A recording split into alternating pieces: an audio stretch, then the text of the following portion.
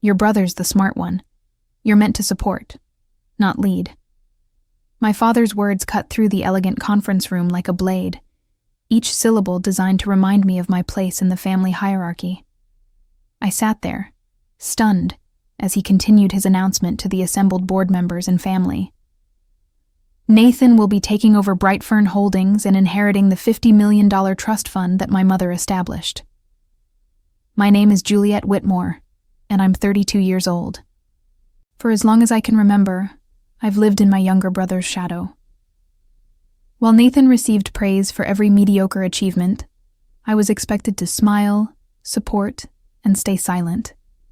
But this moment felt different. This wasn't just another family dinner where Dad lavished attention on his golden child. This was my entire future being handed away. The mahogany-paneled room fell silent, except for the soft scratching of the court reporter's pen. Nathan sat straighter in his chair, a smug smile spreading across his face as he accepted congratulations from the board members. At 29, he had always been Dad's favorite, the heir apparent who could do no wrong in Richard Whitmore's eyes. I watched him shake hands with our father, both of them beaming with satisfaction. "Juliet will continue in her current supportive role," Dad added, barely glancing in my direction. "She's always been good at the details, the behind-the-scenes work. That's where she belongs." I forced myself to clap politely, the sound hollow in my ears. Around the table, board members nodded approvingly, as if this outcome had been inevitable. Some avoided my gaze entirely, while others offered sympathetic smiles that only made the humiliation worse. But something flickered in the back of the room, a movement that caught my attention for just a moment before I returned my focus to the family celebration unfolding before me.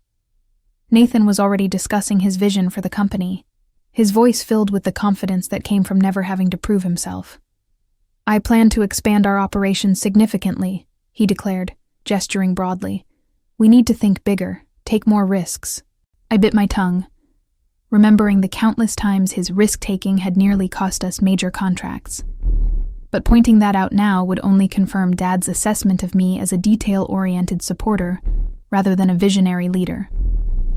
So I sat there, hands folded in my lap, watching my brother accept an inheritance that should have been earned rather than simply given. The ominous feeling in my chest told me this moment would define everything that came next, though I had no idea just how dramatically the afternoon was about to change.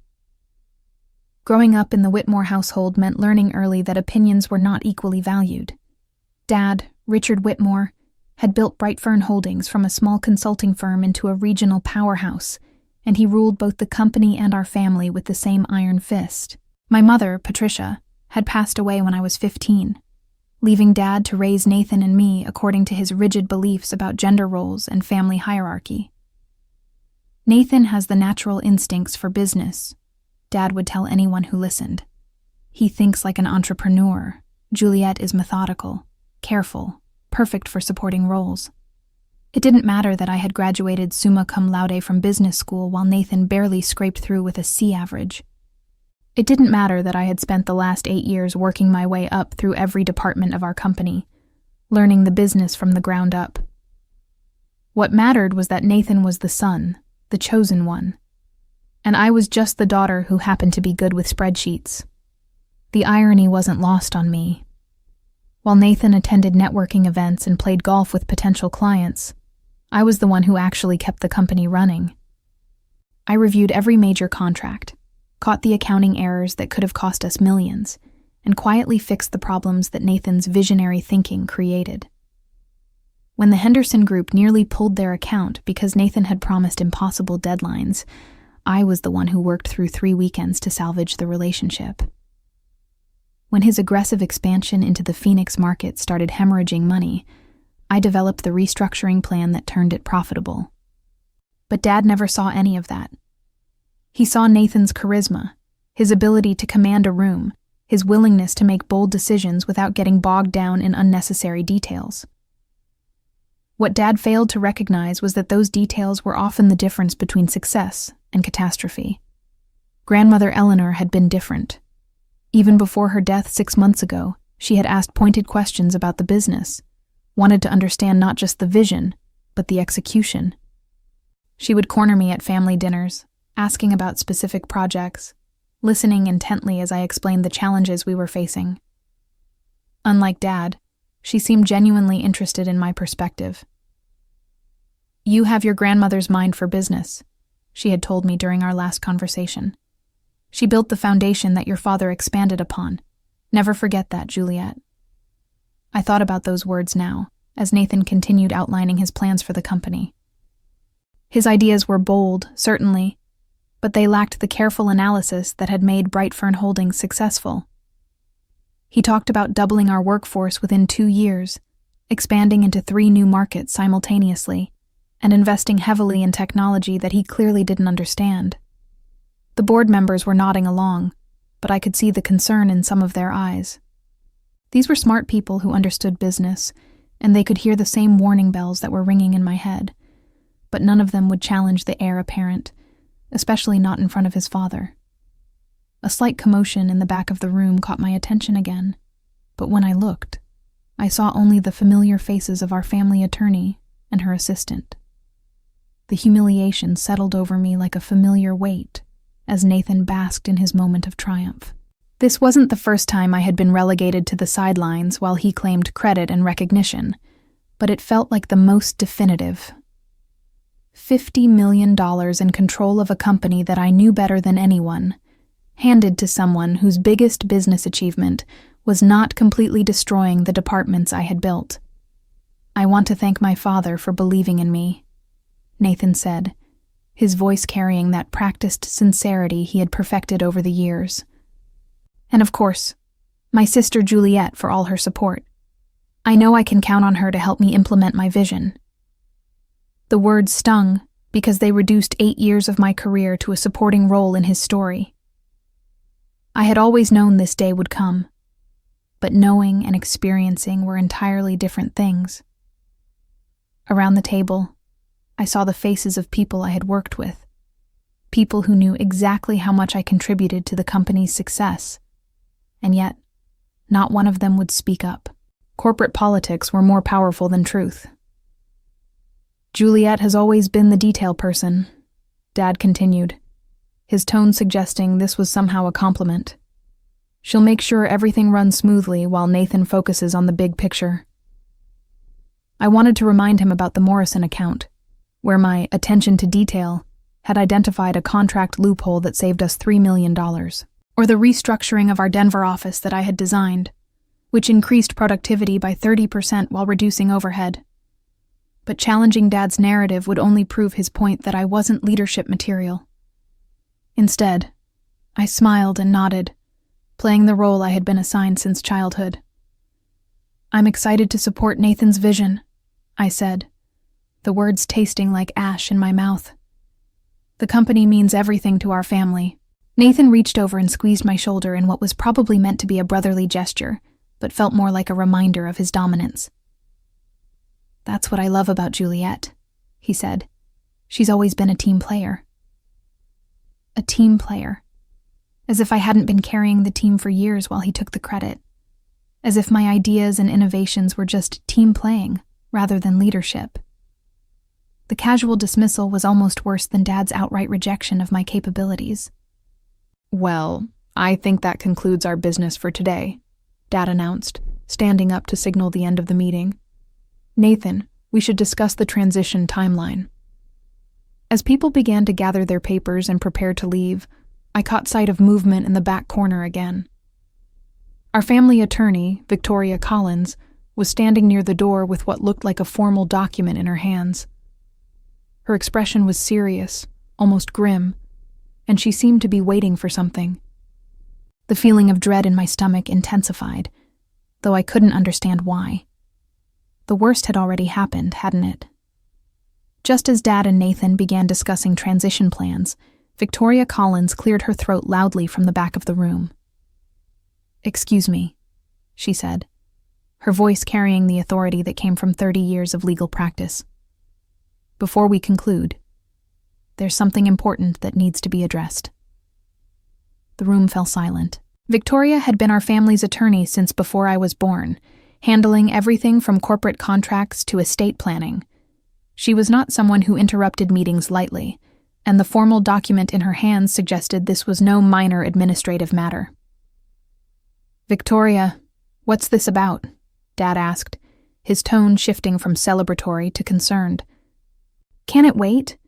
We're in the middle of—" "I'm afraid it cannot wait, Richard," Victoria interrupted, something she had never done in all the years I had known her. "This directly relates to the inheritance announcement you just made." Nathan's confident smile began to falter. "What do you mean?" he asked, his voice higher than usual. "Everything's been settled. Grandmother's will was read 6 months ago." Victoria walked to the front of the room, her heels clicking against the polished floor with deliberate precision.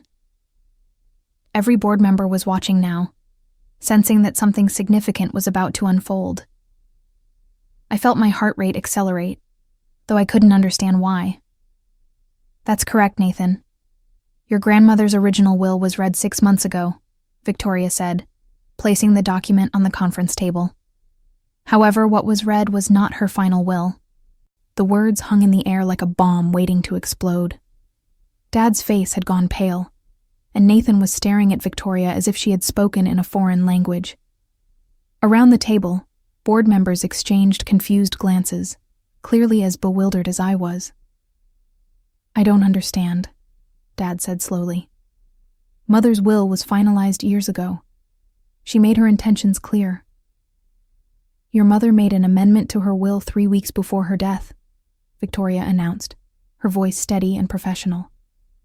"She came to my office on January 15th and executed a codicil that significantly changed the inheritance structure." I felt the room spinning around me. January 15th was 2 days after Grandmother Eleanor had visited the office to review our quarterly reports. She had spent hours going through our financial statements, asking detailed questions about every department's performance. I had assumed it was just her usual thorough approach to understanding the business. "That's impossible," Nathan said, his voice cracking slightly. "She would have told us. She would have told Dad." Victoria opened the document with practiced efficiency. Eleanor Whitmore was very specific in her instructions. She wanted the amended will to remain sealed until the day the inheritance was formally announced to the company. She believed it would provide the most accurate assessment of how the family truly viewed both potential heirs. The realization hit me like a physical blow. Grandmother had been testing us.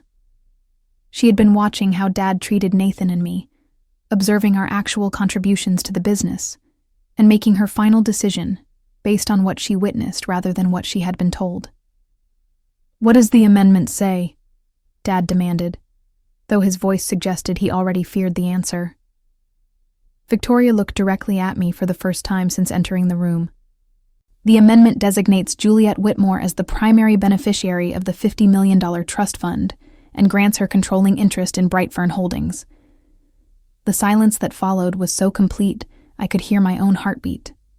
Nathan's face had gone from pale to ashen, and Dad was staring at Victoria as if she had just announced that gravity had stopped working. Around the table, board members were processing this information with the careful attention of people who understood that everything they thought they knew had just changed. "There must be some mistake," Nathan whispered, but even he seemed to know that Victoria Collins didn't make mistakes about legal documents. I sat frozen in my chair, unable to fully process what I had just heard. After 32 years of being told I wasn't smart enough, wasn't leadership material, wasn't the right choice, the one person whose opinion had built this company had chosen me. Victoria continued reading from the document, her voice cutting through the stunned silence. "Mrs. Eleanor Whitmore's amended will states, after careful observation of both my grandchildren's contributions to Brightfern Holdings, I have concluded that Juliet possesses the business acumen, attention to detail, and strategic thinking necessary to lead the company into the future."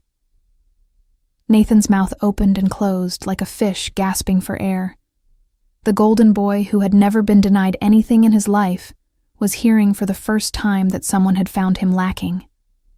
Dad, meanwhile, had sunk into his chair as if the weight of this revelation was physically crushing him. Continue reading, I heard myself say, my voice sounding foreign to my own ears. Victoria nodded approvingly. While Nathan demonstrates enthusiasm and charisma, his decision-making has shown a pattern of costly errors that could jeopardize the company's future.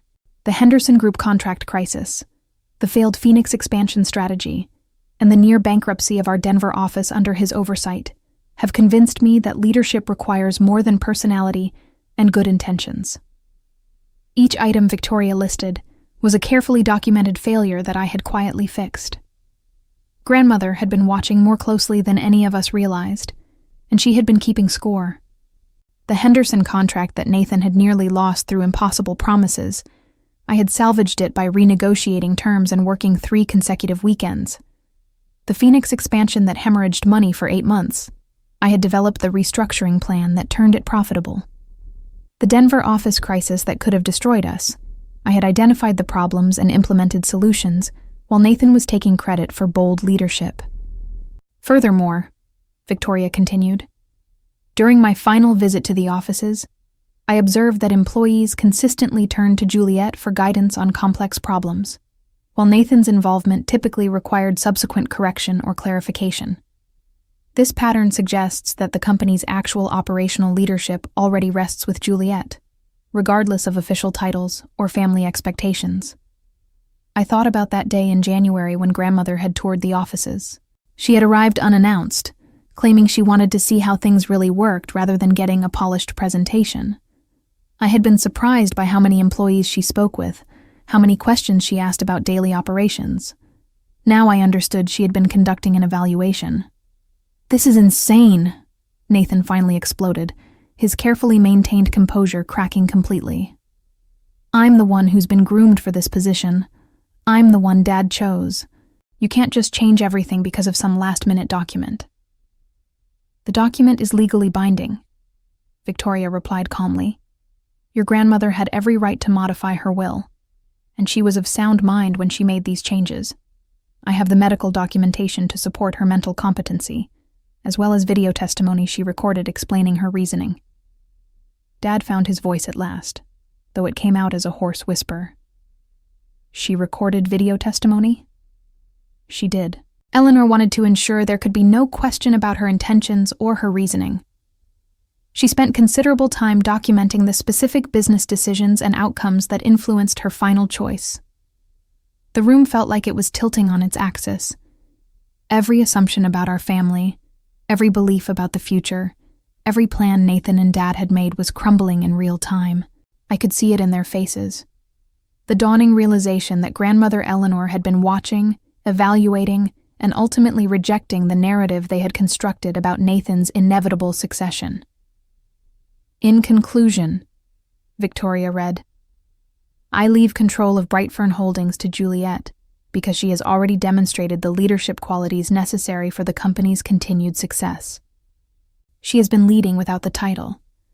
Now she will have both the responsibility and the authority that her contributions have earned." The silence that followed Victoria's final words was unlike anything I had ever experienced. It was the sound of everything Nathan and Dad believed about themselves, about our family, about the natural order of things, collapsing all at once. Nathan was the first to react, standing so abruptly that his chair rolled backward and hit the wall.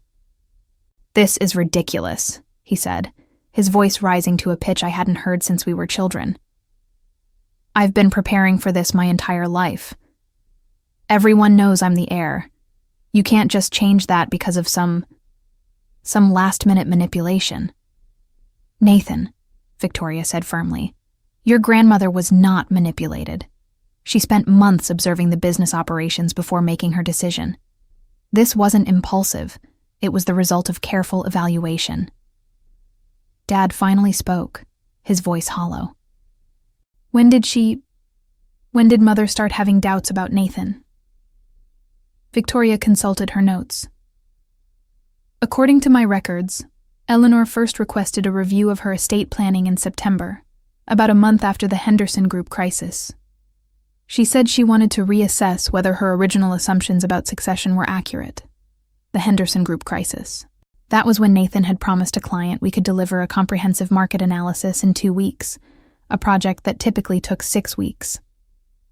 When the client threatened to cancel their contract, Dad had praised Nathan for being aggressive and thinking outside the box.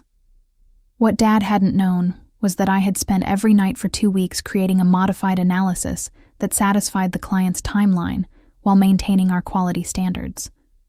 "She never said anything," Dad whispered. "She never indicated she was reconsidering." Eleanor specifically requested discretion. She wanted to observe the family dynamics without influencing behavior. She felt that announcing her intentions to reconsider would compromise the authenticity of her evaluation. I thought about all those family dinners over the past months, all the times Grandmother had asked me detailed questions about work, while Dad and Nathan discussed Nathan's future plans. I had assumed she was just making conversation, but now I realized she had been conducting job interviews. Nathan began pacing the length of the room, his hands clenched into fists. There has to be a way to contest this. Undue influence, mental incompetence, something. People don't just change their minds about inheritance after decades. "They do when they learn new information," Victoria replied. Eleanor documented extensively. She kept records of specific business decisions, their outcomes, and who was actually responsible for both the failures and the successes. The pattern she identified was quite clear. "What pattern?" Dad asked, though his tone suggested he was beginning to understand. Victoria looked directly at me before answering. That while Nathan received credit for leadership, Juliet was consistently the one solving problems, preventing disasters, and ensuring the company's actual success. Eleanor concluded that effective leadership was already happening. It just wasn't being recognized or rewarded. The truth of those words hit the room like a physical force. Every board member present had witnessed this dynamic. They had seen Nathan make bold announcements and watched me quietly handle the implementation. They had attended meetings where Nathan's vision was praised and observed me working late into the night to make those visions actually work. Furthermore, Victoria continued, Eleanor was particularly concerned about Nathan's financial projections for future expansion. She had your CFO review his proposals independently and found them to be, in her words, dangerously optimistic and inadequately researched. I remembered those proposals. Nathan wanted to expand into 4 new markets simultaneously, double our workforce within 18 months, and invest in technology systems that would cost more than our annual profit. When I had quietly mentioned my concerns to Dad, he had dismissed them as typical Juliet overthinking. But Grandmother had been listening. Victoria reached into her briefcase and withdrew another document. "There's one more thing," she announced. Eleanor also left specific instructions for the transition of power. Nathan stopped pacing and stared at her. What kind of instructions? She was aware that this revelation would be shocking to the family. She wanted to ensure that the transition would be smooth and professional, with minimal disruption to business operations. Victoria opened the second document. Effective immediately, Juliet assumes the role of Chief Executive Officer of Brightfern Holdings. Nathan will retain his current position as Director of Business Development, reporting directly to Juliet. The room erupted. Nathan's face turned red as he processed the reality that he would now be working for the sister he had always considered his subordinate. Dad looked like he was having trouble breathing, his carefully constructed worldview crumbling before his eyes. "This is insane," Nathan shouted. "I won't work for her. I won't report to someone who's been my assistant." "I was never your assistant," I said quietly, speaking for the first time since Victoria had begun reading. "I was cleaning up your mistakes." The simple truth of that statement silenced him more effectively than any shout could have. Around the table, board members were nodding slightly, finally acknowledging what they had all known, but never said aloud. Victoria continued reading. Eleanor has also established a performance review system. Nathan's continued employment and any future profit sharing will depend on demonstrated improvement in his decision-making and collaborative skills, as evaluated by Juliet and the board of directors. Collaborative skills? Nathan's voice cracked. She's my sister, not my boss. Actually, I said, standing for the first time since this meeting began, I am both. And your first collaborative challenge will be explaining to the Henderson Group why your promised delivery timeline nearly cost us their contract. Dad finally found his voice. Juliet, surely you don't intend to actually hold my brother accountable for his decisions? I interrupted. Yes, Dad, I absolutely do. Starting with a comprehensive review of every project he's managed in the past 2 years. The devastation on Nathan's face was almost satisfying. For the first time in his life, he was experiencing consequences for his actions, instead of having them quietly cleaned up by someone else. Dad looked equally stunned, finally confronting the reality that his assessment of our capabilities had been not just wrong, but dangerously misguided.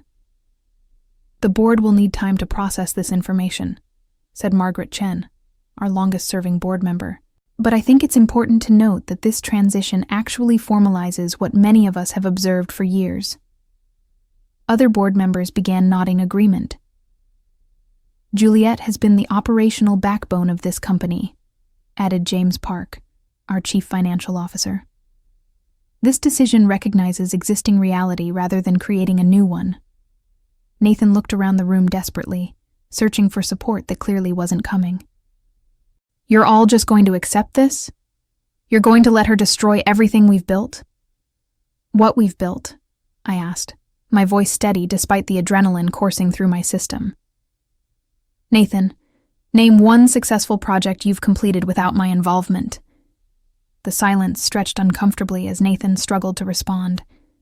Finally, he turned to Dad with pleading eyes.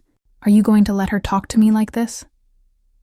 Dad looked older than I had ever seen him, the weight of his misjudgment clearly overwhelming. I think, he said slowly, your grandmother knew things about this business that I missed. Victoria began collecting her documents. The transition will be effective immediately. Eleanor also requested that I remind everyone that Brightfern Holdings has always succeeded because of careful planning and attention to detail, not just vision and charisma. Grandmother Eleanor had the final word after all, even from the grave. She had watched, evaluated, and chosen competence over favoritism. The daughter who was meant to support, not lead, was now in charge of everything. The Golden Boy's reign had ended before it ever truly began, and everyone in the room knew it. In the months following the inheritance revelation, Nathan's reputation crumbled both within the company and throughout the business community. Word spread quickly about how the heir apparent had been passed over in favor of his supposedly supporting sister, leading clients and competitors to question every decision he had ever made. His attempts to find executive positions elsewhere were consistently derailed when reference checks revealed the true circumstances of his inheritance loss and the pattern of costly mistakes that had convinced his own grandmother to choose his sister instead. Richard faced his own professional humiliation as colleagues learned that his assessment of his children's capabilities had been so fundamentally flawed that his own mother had felt compelled to intervene from the grave, leaving him to confront decades of favoritism that had nearly damaged the family business irreparably. As I reviewed our latest quarterly reports showing record profits under my leadership, I reflected on how Grandmother Eleanor's quiet observation had validated years of unrecognized work and proven that true leadership often comes from those who are busy solving problems rather than claiming credit. The revenge I had unknowingly earned was sweeter than anything I could have planned. The ultimate vindication that competence and dedication matter more than favoritism and assumed inheritance rights.